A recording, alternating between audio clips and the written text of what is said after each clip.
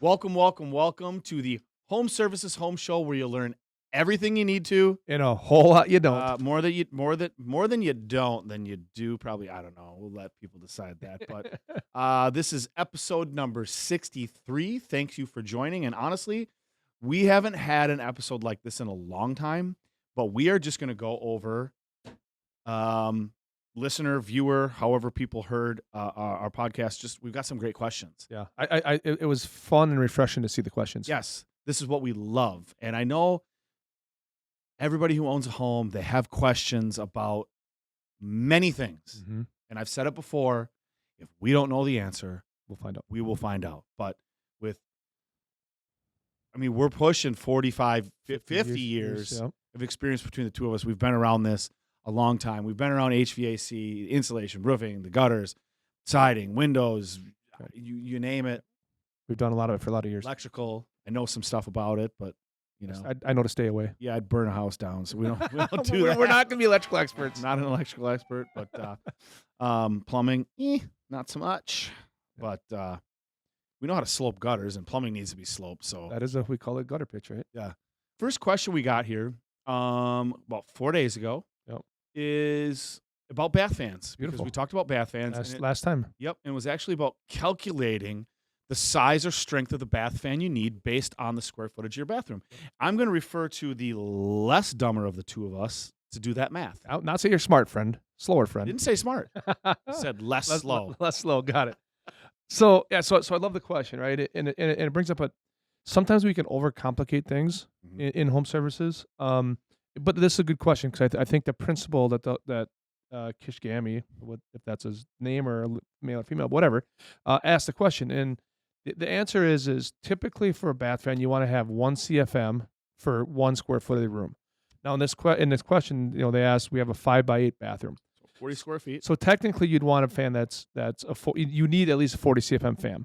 Well, the problem is they don't make just a 40 CFM fan, right? What, a 50 is kind of the 50 smallest? 50 and up to 100, right? How bath fans are rated is the amount of air it can move out in a perfect scenario with a 6-inch duct running out of the fan. Mhm. Well, typically we're not running 6-inch ducts in residential services. So when we put in bath fans at Larson and Keeney What size are we using? 100. We use a 100 CFM. We use a 4-inch duct. 4-inch duct. Right. That's what I was looking for. So what's happened when a 100 CFM fan in a perfect world, everything being perfect conditions, we'll move 100 CFM. Well, we know once we put a 4-inch duct on that's going to reduce that a little bit, which is fine. And then you get to corners, you get to bends, you get to where it necks down, where it goes out the roof vent, those type of things. It's best to oversize. So you want to oversize it, right? So because you're going to have CFM drop. If more, it's just going to get the stink out faster. The moisture out faster. What moisture? Right. Not going into the stink factor. All right. Well, it's both are real, right? So in this scenario, again, try not to overthink. How we're thinking about bath fans. Yes, could you get with a smaller one?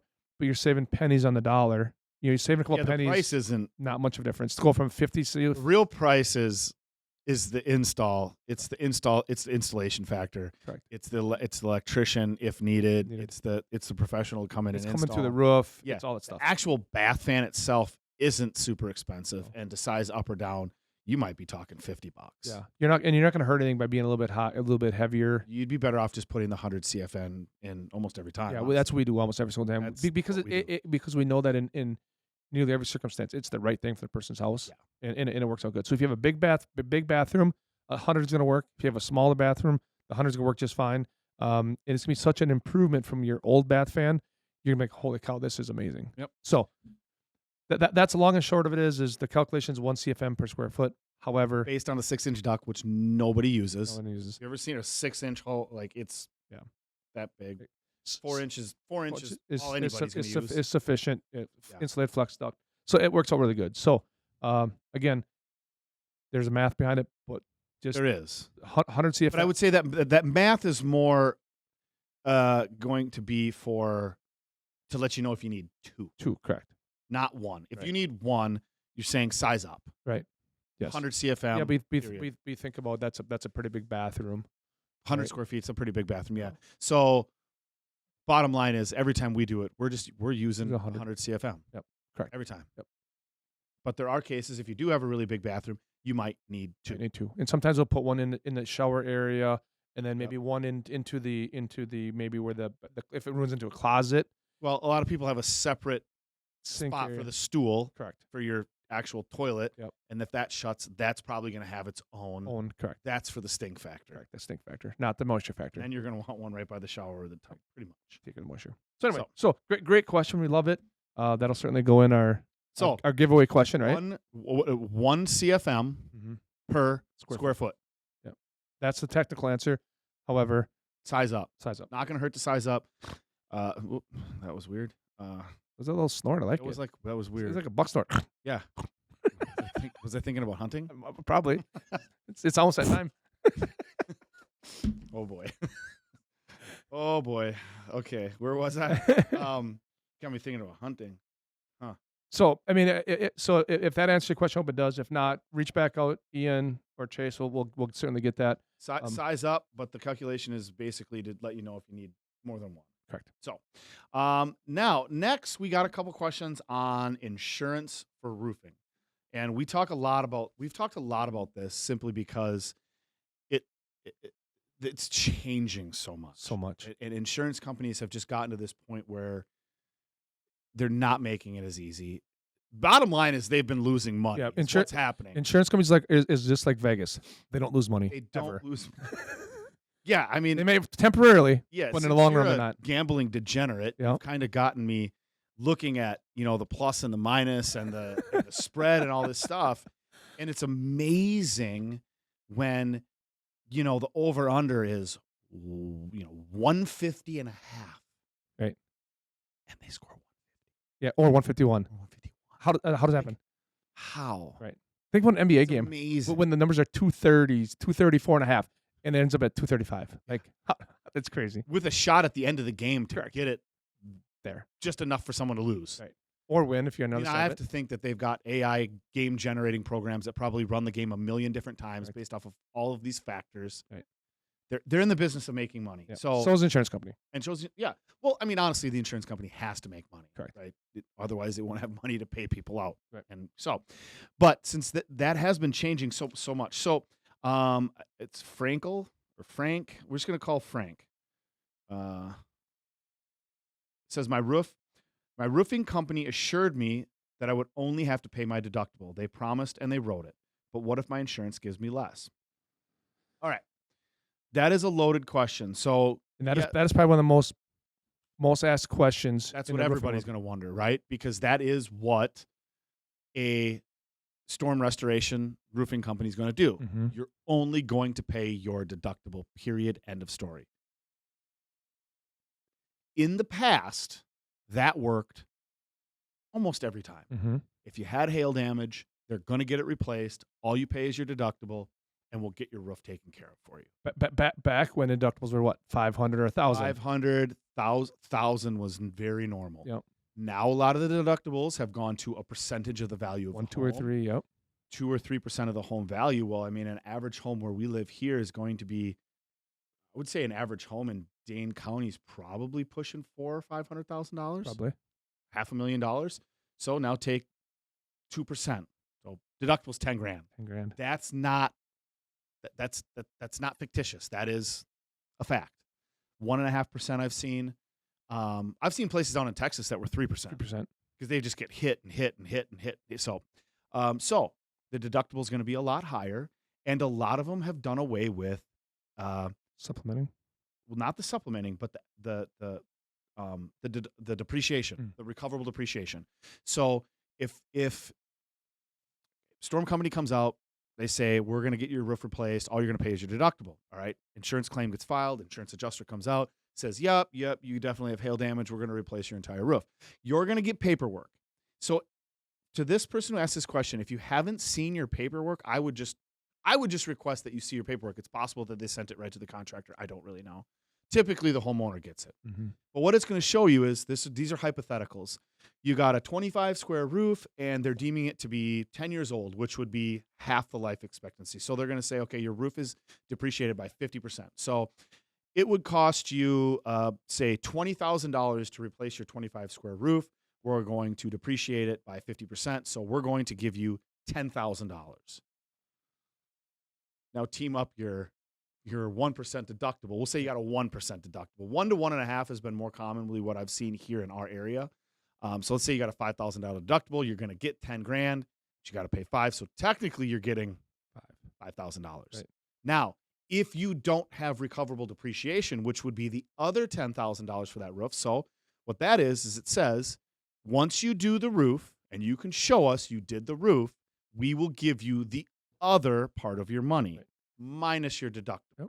So all in all, this homeowner would end up getting about $15,000 for their $20,000 roof. They'd have to pay $5,000 out of pocket.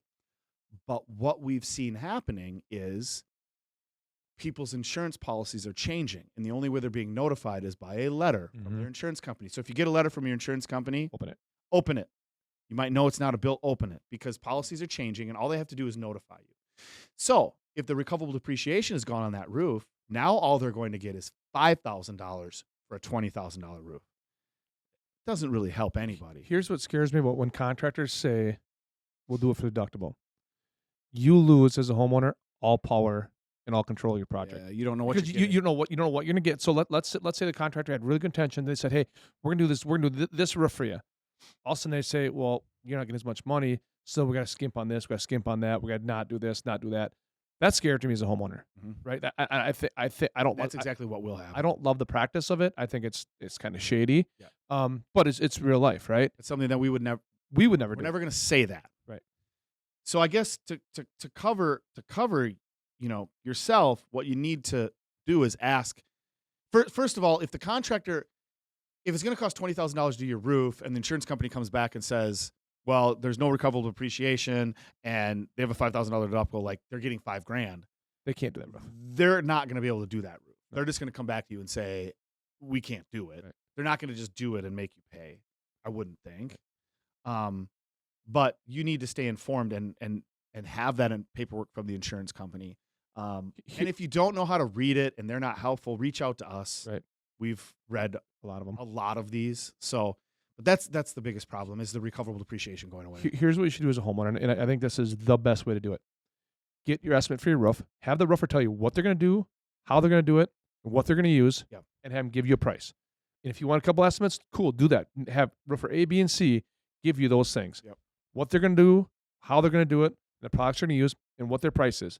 Then when you hold the sheet, and I know my price is, I know the insurance company is going to give this contractor $15,000. Then I can look and say, okay, these 3 contracts, I want to choose X. Right. Don't let the contractor come over and say, nope, don't worry, we got you. Just pay your deductible. We'll get your roof done. Right. But what are you getting? What are you getting? You don't know. Boy, this leads into a really good story that just happened. So a lady that my wife used to take photos for, my wife was a photographer. She used to take photos for. She actually lives in Pewaukee, over by Milwaukee area. Pewaukee by Milwaukee. Anyway, rabbit. I love you. Sorry. She reached out and said that they had a new roof put on, and I'm assuming it was storm because that area got hit. I'd say 2 or 3 times they've been hit over the past 5 years. And this winter they've got leaking coming from their chimney, and they've got water coming through their soffit. Upon inspection, chimney was never reflashed. So there's no cut. It's brick. There's no cut in around it. They basically just took the old step flashing and they put tin over it and then siliconed it. Which is going to leak every time. Every single time it's going to leak. The water's going to hit the top of the chimney. It's going to follow it down, and anyway. And then water coming through their soffit, 0 ice and water on the entire house.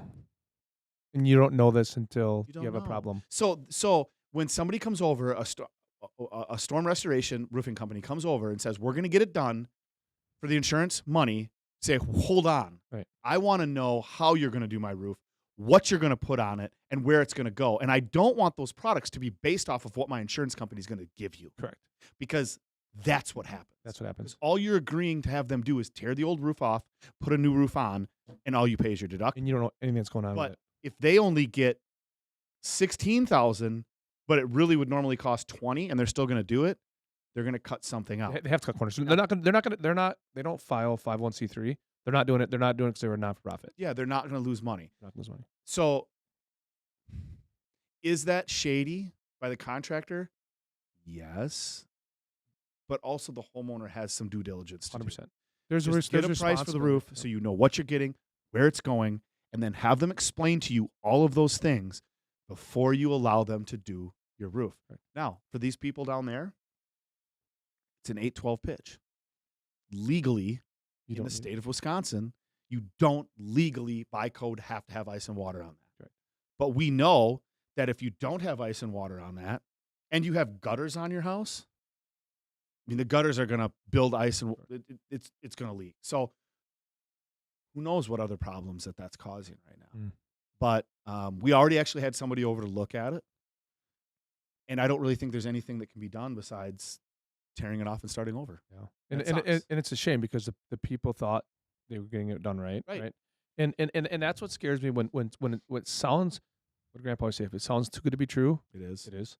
Yeah. And this is just a scenario. I mean, think about your roof protects the most important thing in your life. Everything is inside of your house. Mhm. Kids, pets, cherishables, memorabilia, all that stuff, right? Why do you want to chance that? Why? It No. baffles me when people say, "Well, I'll just take a chance." Yeah. Are you kidding me? Yeah. So, I mean, kind of like to sum this up, I think your idea, like, just get an estimate. Mm-hmm. And if No, they, no, and if I they don't want to don't- do it, Yeah. So then I the don't wrong want this to go contractor. through insurance. I want an estimate of what it will cost to replace this roof. And I want to know what you're going to put, where you're going to put it, what kind of shingles you're going to use, and how much is it? and how much is it. And I do not want what my insurance company is going to pay to dictate the type of roof that I get. Correct. Period. 100%. So hopefully that helps. Yep. Hopefully that was a good one. Hopefully that helps. Last question. This isn't even really a question. It's more of a statement. Jay Aries, 18. 1 month ago, forgot to mention non-recoverable depreciation, and some people have HCV policies, which is actual cash value. That's not good. Not good. Everybody has an actual everybody. So okay, we'll explain this real quick. If you file an insurance claim and you get your paperwork, there's going to be different prices on there, and one of them is going to be actual cash value. That is the amount that you are going to get paid at the time the claim is approved. Of the loss. Yep. Yes. Here you go. Your $20,000 roof, we're deeming it 50% depreciated. Here's a check for $10,000 minus your deductible. Yep. That's what you're going to get. If you have recoverable depreciation or RCV, then you get the rest when the job is done. And job's done. So this says, forgot to mention non-recoverable depreciation, and some people have HCV policies, which means they're not getting recoverable depreciation. Also, some people's deductibles are $1,000 or up to $10,000. Correct. Mhm. So that's going with that. $10,000 is most likely the percentage of the value of the home type of. I've never seen a straight $10,000 deductible, but wouldn't surprise me. No. So they must. I don't know if they're working in Idaho. But it said Idaho an Idaho owner. We got them fully approved. They only gave them $3,000. Well, so let's. He got $3,000. So it means they only had an HCV policy, ACV policy. So it's only actual cash value, and they must have had a pretty Good hefty deductible. And some people would say, well, why would that happen? Right. Well, an ACV policy is going to be cheaper. Yeah. For your premiums. Yeah. Than when it has recoverable depreciation, right? Yes. And I think that is a thing that, again, are you penny wise and nickel foolish, right? Like, Or did you just not know? or did you just not know? Correct. Because if I asked 10 homeowners if they knew what ACV and actual cash value and recoverable depreciation were, they would have No clue. Correct. No clue. We ran into that last year. We had a few homeowners that discovered at the time of their claim, Mm-hmm. oh, we don't have any recoverable depreciation. So Right. they were getting like $5,000 to do a $30,000 roof. Right. And Now- and here's the problem: if they don't do the roof, what happens next? They get dropped. They get dropped. It's almost gangster. It is criminal, almost gangster. Like, here's the deal: you got a loss. Yeah, it's going to cost $30,000. We're only going to give you $5,000, but if you don't do it, we're dropping you. Right. And nobody else will cover you either. And the They problem can is, look and see that claim was filed. Right. So and the problem is, Scary. and the problem is then when there's, it's your right, it's your responsibility as a homeowner to fix the roof to make sure it doesn't leak. Mhm. So now what happens if you don't fix it? Now you get a leak. Now the insurance company say, hey, it was your responsibility to protect your house and you didn't do it. Mhm. Kind of like if you left the door unlocked and someone walked in your house, took all your stuff. They're gonna say, did you lock the door? Well, no, why not? Well, I forgot. Okay. Right. It can create a whole bunch of gray area that you don't want to have to live in. Mhm. Right. So Know your insurance policy, and once you look into it, talk to your agent. mhm. we should have Timmy on. We should. I mean, if your agent doesn't know what the heck you're talking about, Yeah. that's a problem too. Because the problem is once a hailstorm or wind event happens, you're in the fight, right? Mhm. Not you can't go back and say, "Well, I wish I had this policy, wish I had that policy." Right. Once you have that data loss, you're in the fight, right? And now you're stuck with what you have. So Mhm. being proactive is so vitally important. Mhm. And again, like you said, if people have questions about wants to look at what does their policy say, what does it look like, you can send them in. Yeah. Ian and Chase get us to us. Ian, take note. We need to have Tim Henningsgaard. Tim Henningsgaard on this show. He is He has been in the he- insurance game for a long time. and he's seen it all. He has, and he's really the one that's kind of like made us aware of all the changes that are coming about. He Before goes, they it's even- crazy. He Before said they even in happening. Minnesota and Wisconsin, he goes, insurance companies are pulling out Mm-hmm. because they've been undercharging people for a number of years because we didn't have a lot of hail events. Mhm. We did here and there, but they've become very regular, and they've hit, Especially the Twin Cities. especially Twin Cities got massacred A couple years in a row. over 5 years, like Mhm. 3 big storms, right? So they were undercharging people and just getting their butts kicked in. So they're just leaving and they're just dropping people and they're just saying, okay, well, we're not going to do business here anymore. That's their right. But if you don't know exactly what your policy reads, you should find out. And I'd find out quick because It's that time of year. it's that time of year, like any day, honestly. For sure, in the next 3-4 weeks, we could start seeing severe storms. I think Mhm. we had that one hit the south side of the Madison area last year in April. So, and it was pretty devastating, honestly. Yeah. So The one that hit Edgerton and Edgerton, Evansville, Yep. Platteville, and then some smaller towns in between. But it did a lot of damage. and it truly breaks our heart when you have people that didn't know or because they didn't ask, right? Could be some on their part, but it breaks my heart when people are put in a very tough financial situation where now they weren't planning on spending that money. They didn't have that money set aside. They don't have any access to that kind of money, but now they need to do it.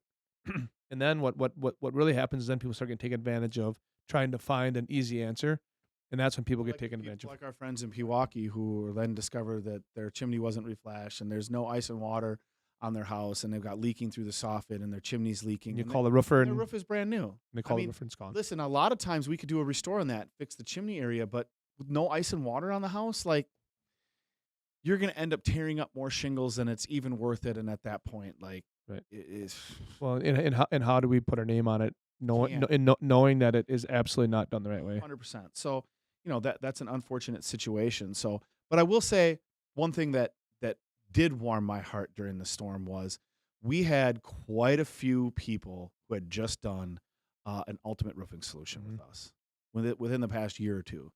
And our ultimate roofing solution is literally as good as you can do a roof. You can't do it.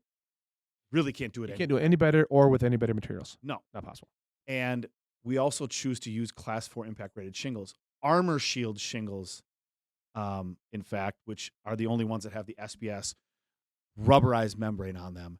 And we went back to every single one of them, and nobody had any damage on them. My sister needs a roof done a walk shell. We talked about that this coming spring, and she goes, "What shingle am I getting?" I said, "There's only one shingle put on your house because they're going to stay in this house. It's a great spot. They're in a great spot in It's a Waukesha. nice neighborhood. It's a beautiful area, and they're going to be in this house for a long time." I said, "The only shingle I'll put on my sister's house is the Armor Shield shingle. Absolutely. There's no questions asked, like period end sentence." Now, it's not that you can't. It's not possible to get hail damage because if a 4-inch softball size hail came down, it's probably, What hit Chicago?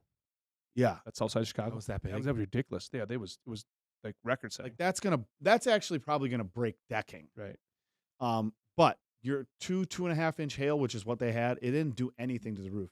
So now these homeowners aren't having to deal with insurance companies, they deal with the mess, and deal with recoverable depreciation and deductibles and any of that stuff.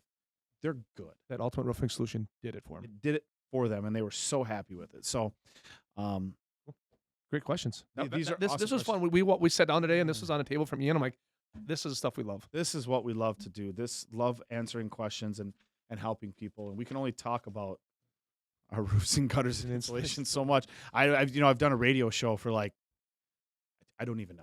I'm going to age myself. 10 or 12 years. It's been forever, right? Every week. Sometimes I just like, okay, what What are you talking are about? we talking about today? So these questions are great. So Keep them thank you. coming. Keep them coming. Check us out on all social media platforms. We're everywhere, I guess. Right, Ian? Everywhere? Pretty much, yeah, just about. Okay. Well, what are we missing? iHeartRadio, Pandora. Working on those though. Okay. We're working on it, though. So check us out. Keep the questions coming, and thanks for watching. See you guys.